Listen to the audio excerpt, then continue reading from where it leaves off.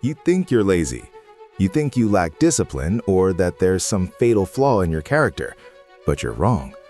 In fact, there is a perfect, almost mathematical logic behind every single minute you waste. Your brain isn't broken, it is functioning exactly how it was designed thousands of years ago. The problem is that this ancient design is destroying your modern goals. In the next few minutes, I'm not going to give you empty advice about hustling harder. We are going to dissect the biological mechanism of your paralysis so we can break the cycle. We aren't doing this so you can be more productive for your boss. We're doing this so you can take your life back. Because the time you spend in that limbo of guilt, anxiety, and distraction is time that will never, ever come back. Look, I'm no productivity guru. Actually, last week I was supposed to start researching for this very video. You know what I did instead? I spent 3 consecutive hours watching tutorials on how to restore rusty axes. I live in a studio apartment in the city. I don't own an axe. I don't even have rust. Procrastination humbles us all. It has cost me financial opportunities, it's damaged relationships, and it has stolen a lot of my peace of mind.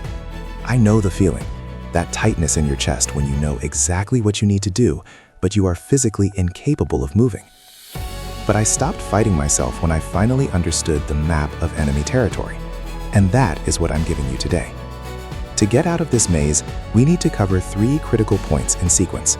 First, the biological trigger, why your brain thinks an email is a lion.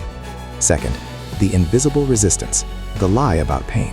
And finally, the emergency exit, the counterintuitive hack nobody tells you about. Keep your eyes on this, because it works like a gear system. If you skip a single cog, the logic breaks, and you'll be back at the start of the cycle by tomorrow morning. Let's start with what's actually happening inside your skull. This is where most people get it wrong. You think you procrastinate because the task is boring, or difficult, or because you just don't feel like it. False. You procrastinate because the task scares you. Let me be brutally honest with you for a second. If you don't understand that this is a fear response, you are going to bury your dreams under a mountain of excuses.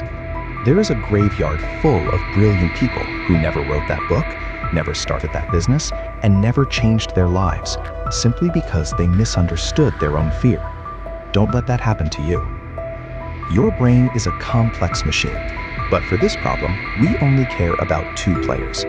You have the amygdala, an ancient, fast, primitive structure in charge of your immediate survival. And you have the prefrontal cortex, your brain's CEO, in charge of planning the future and hitting long-term goals.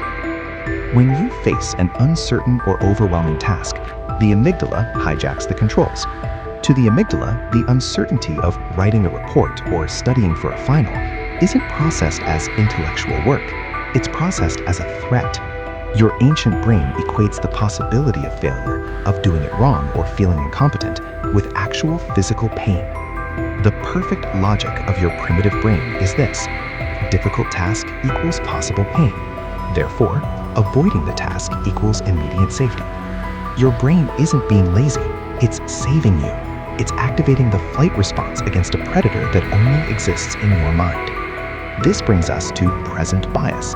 Your amygdala values the immediate reward of relieving anxiety right now infinitely more than the future reward of feeling proud next week.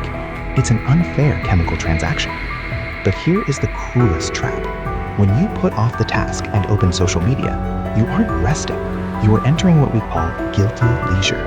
You're watching the screen, but your brain is still on red alert, cortisol spiking, knowing the threat is still there, lurking. It's the worst deal in history. You don't work, you don't move forward, but you don't rest or recover either. You exhaust yourself while standing still. Now that you know why the trigger happens, let's talk about why it's almost impossible to start. Welcome to the wall of resistance. Most people live and die crashing against this wall over and over again. And I want you to really think about this. The difference between the life you dream of and the life you're stuck in is simply the ability to climb this invisible wall. If you don't learn to cross this threshold, you will stay on the sidelines, filled with regret, watching others do exactly what you knew you could do. Science shows us something fascinating about our perception of pain when working. We anticipate that the suffering of doing a task will be constant and terrible, a flat line of agony from the moment we start until we finish.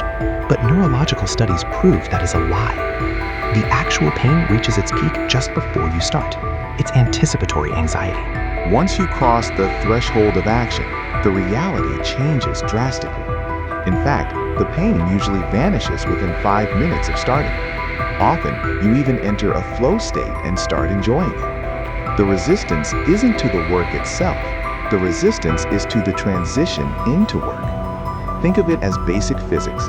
Static friction, the force needed to get a heavy object moving, is always much higher than kinetic friction, the force needed to keep it moving. Your big mistake is trying to jump the wall in a single Olympic leap. You tell yourself, today I'm going to write the whole chapter, or today I'm going to clean the entire house.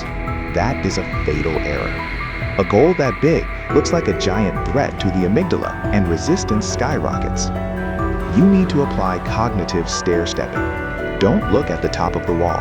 Look at the first brick. But wait, because this is where your intuition betrays you.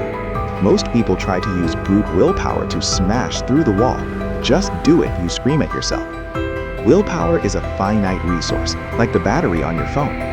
If you try to force yourself to work based purely on discipline and self-punishment, your battery will die before noon. And when the battery dies, you default to old habits. We need something smarter than brute force.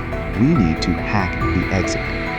We've arrived at the most critical part, the solution. And I'm warning you, what I'm about to say sounds like soft advice, but it is the most potent neuroscientific tool that exists. Listen closely, because this is what's at stake.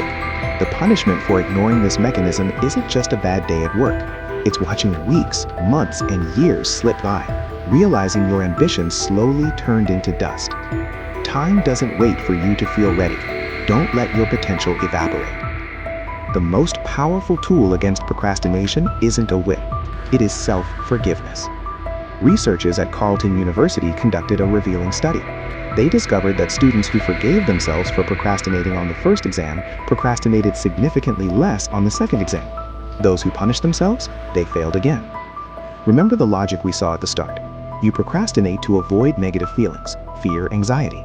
If you punish yourself with guilt, telling yourself, I'm an idiot, I always do this, I'm hopeless, you are just adding more negative feelings to the task.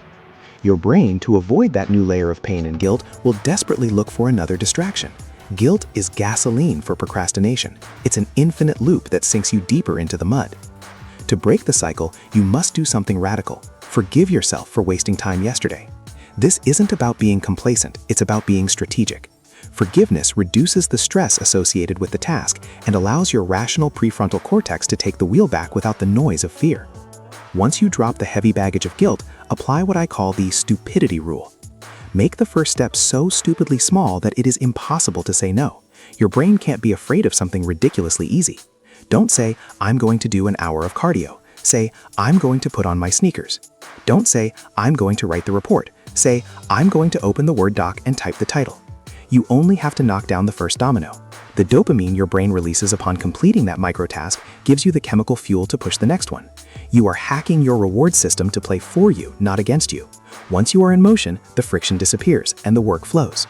There you have it, the perfect logic dismantled. 1. Understand your brain is protecting you from fear, not avoiding work, the trigger. 2. Recognize that the pain is a lie that only exists before you start, the resistance. 3. Stop using guilt as fuel. Forgiveness is what unlocks the brakes, the exit. The next time you feel the urge to grab your phone when you should be working, don't get angry. Recognize your amygdala trying to protect you like a scared child. Thank it for the intention, forgive yourself for the hesitation, and just put on your sneakers. Your life is waiting for you on the other side of that tiny action. If this mental nap helped you, subscribe to keep hacking your mind. Start now.